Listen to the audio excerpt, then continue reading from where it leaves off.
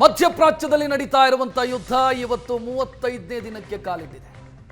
ಆರಂಭದಲ್ಲಿ ಕೆಲವು ದಿನಗಳಲ್ಲಿ ಮುಗಿದು ಹೋಗಬಹುದಾದಂಥ ಯುದ್ಧ ಇದು ಅಂತ ಭಾವಿಸಲಾಗಿತ್ತು. ಹೆಚ್ಚು ಅಂತಾದರೆ 7ರಿಂದ 8 ದಿನ 10 ದಿನ ಇದರ ಆಚೆಗೆ ಈ ಯುದ್ಧ ನಡೆಯಲ್ಲ ಅಂತ ಭಾವಿಸಲಾಗಿತ್ತು. ಭಾರತದ ಮೇಲೆ ಅಂಥ ದೊಡ್ಡ ಪರಿಣಾಮ ಬೀರ್ಲಿಕ್ಕಿಲ್ಲ ಅಂತ ಅಂದಾಜಿಸಲಾಗಿತ್ತು. ಆದರೆ ಸದ್ಯ ಯುದ್ಧ ಹೋಗ್ತಾ ಇರುವಂಥ ದಾರಿಯನ್ನು ಗಮನಿಸಿದರೆ ಯಾವಾಗ ಮುಗಿಯುತ್ತೆ ಅನ್ನುವಂಥ ಪ್ರಶ್ನೆಗೆ ಉತ್ತರ ಸಿಗ್ತಾ ಇಲ್ಲ. ಅಮೆರಿಕದ ಅಧ್ಯಕ್ಷರು ಹೇಳ್ತಾ ಇದ್ದಾರೆ, ಸದ್ಯದಲ್ಲೇ ಮುಗಿಸ್ತೀವಿ ಯುದ್ಧವನ್ನ. ಸದ್ಯದಲ್ಲೇ ಅನ್ನುವಂಥ ಶಬ್ದದಲ್ಲೇ ಅನಿಶ್ಚಿತತೆ ಇರೋದ್ರಿಂದ ಮುಗಿಯೋದು ಯಾವಾಗ ಯಾರಿಗೂ ಗೊತ್ತಿಲ್ಲ. ಭಾರತದ ಮೇಲೆ ಬೀರ್ತಾ ಇರುವಂಥ ಪರಿಣಾಮಗಳು ಘೋರವಾಗಿದೆ.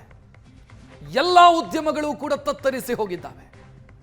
ಯಾವ ಉದ್ಯಮಕ್ಕೆ ಬಿಸಿ ತಟ್ಟಿಲ್ಲ ಅಂತ ಕೇಳಿದರೆ ಎಲ್ಲ ಉದ್ಯಮಗಳು ಕೂಡ ಬಿಸಿ ತಟ್ಟುತ್ತಾ ಇದೆ. ಸಾಮಾನ್ಯ ಜನರಿಗೂ ಕೂಡ ಹೊರೆ ಬೀಳುತ್ತಾ ಇದೆ. ನಮ್ಮ ಅಡಿಗೆ ಮನೆಯಿಂದ ಹಿಡಿದು ಎಲ್ಲ ಕಡೆಯೂ ಕೂಡ ಯುದ್ಧದ ಎಫೆಕ್ಟು ತಡ್ತಾ ಇದೆ.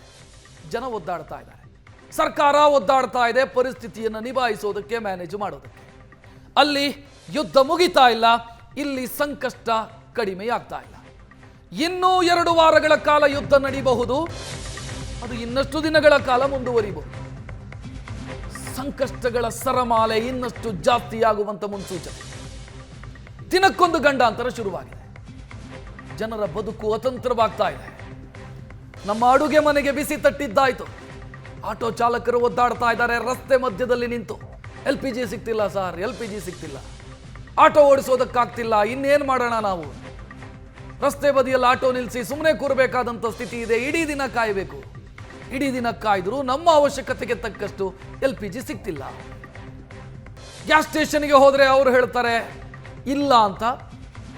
ಇರೋ LPGಯಲ್ಲಿ ನಿಮಗೆ ಬೇಕಾದಷ್ಟು ಕೊಡೋದಕ್ಕೆ ಸಾಧ್ಯ ಇಲ್ಲ ಅಂತ ಹೇಳ್ತಿದ್ದಾರೆ.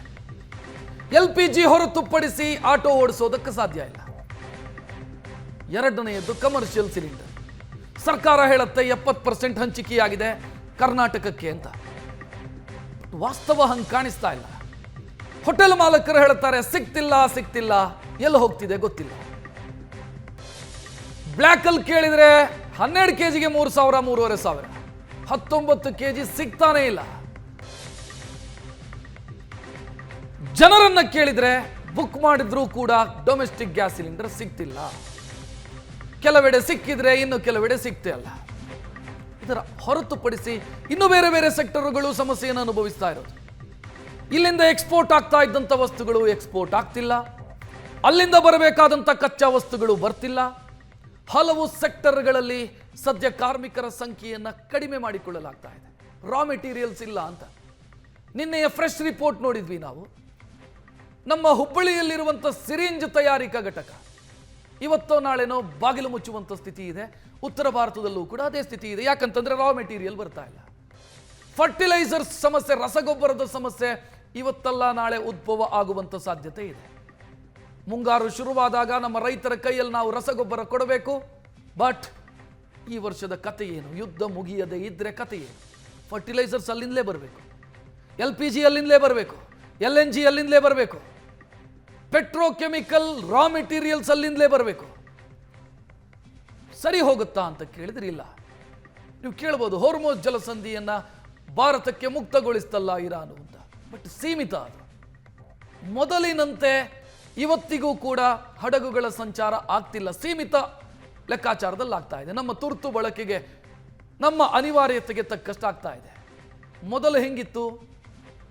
ದಿನಕ್ಕೊಂದು LPG ಹೊತ್ತಂತ ಹಡಗುಗಳು ಭಾರತದ ಬಂದರನ್ನು ಬಂದು ತಲುಪ್ತಾ ಇತ್ತು.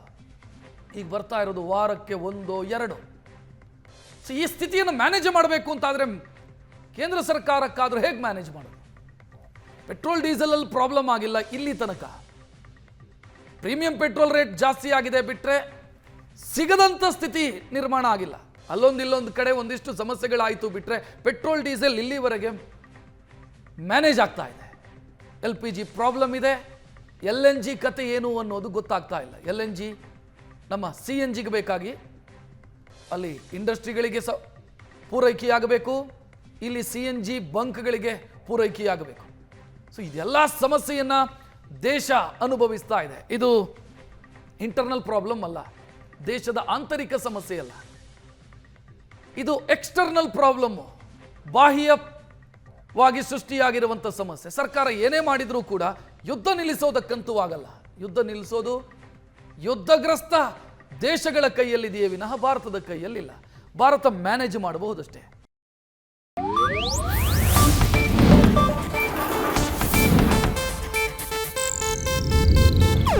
ಇದು ಏಷ್ಯಾನೆಟ್ ನ್ಯೂಸ್ ನೆಟ್ವರ್ಕ್ ಪ್ರಸ್ತುತಿ.